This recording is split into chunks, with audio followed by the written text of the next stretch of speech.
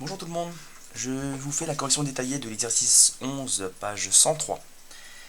Le voici. Eric a installé un pluviomètre dans son jardin et a relevé la hauteur des précipitations en millimètres pendant 7 jours. Vous avez un tableau qui indique les jours et ensuite la hauteur enregistrée par le pluviomètre, ici, en millimètres. Et on vous demande de reproduire, enfin de créer un graphique, un diagramme en bâton. Donc, le diagramme en bâton et le graphique cartésien se ressemblent beaucoup. En tout cas, au début de la réalisation du graphique. Graphique cartésien ou du graphique, enfin du diagramme en bâton, vous allez faire toujours d'abord deux axes perpendiculaires entre elles. Plus le graphique sera grand, plus il sera facile de graduer vos axes et plus ça sera facile de placer des points. Et enfin, au contraire, si vous avez des axes plus petits, vous avez un document qui est tout petit, rikiki, et ben forcément ça devient plus compliqué pour placer vos nombres. Donc là, si vous voulez être tranquille, je vous conseille fortement pour l'axe horizontal, prenez la largeur de la feuille, et pour l'axe vertical, prenez une demi-feuille, ça devrait être suffisant, au moins pour le contrôle.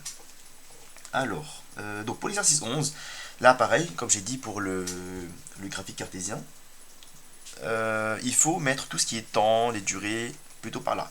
Là, vous avez les jours de la semaine, donc là, forcément, je ne vais pas hésiter trop longtemps. Et la hauteur c'est la quantité de millimètres. Donc c'est bien une quantité la hauteur. Donc là, du coup, je vais mettre la hauteur, je vais mettre H ici, la hauteur. Et une fois que j'ai choisi mes axes, il faudra graduer.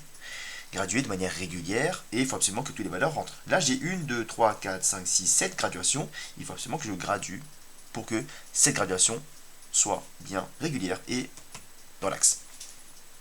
Donc là, je vais mettre une ici, 2, 3, 4, 5, 6, 7. Ok. Il reste un petit peu d'espace, c'est pas grave, ok.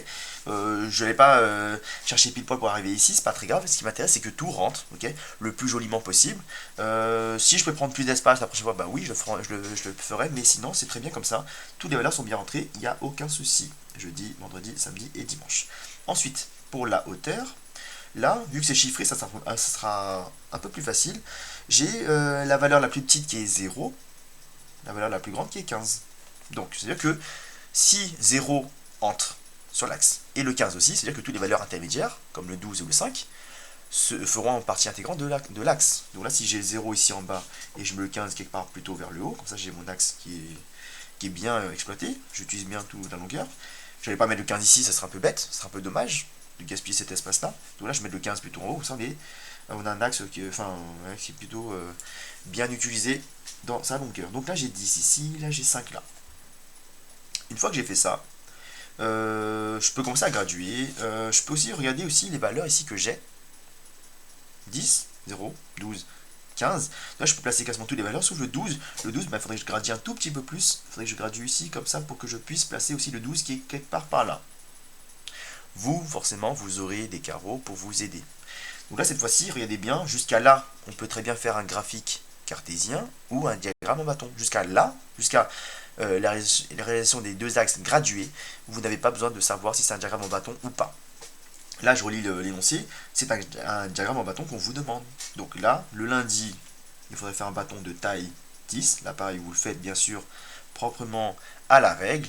Là, je mets des pointillés pour que vous voyez bien que c'est 10, mais vous avez des carreaux, donc ça devrait aller. Là, je mets rien pour mercredi, mardi, parce qu'il n'y a pas plu. 12 pour jeudi, je fais un bâton de taille 12. À la règle, c'est toujours mieux, c'est toujours plus propre. 15 pour vendredi, pareil, je mets ça, ça, ça. Tac, tac, hop, voilà. Et 5, je mets les pointillés ici. C'est plus fastidieux, mais vous aurez les carreaux. Encore une fois, hop, hop. Et voilà mon graphique. La face, ma graphique, c'est plutôt un diagramme en bâton.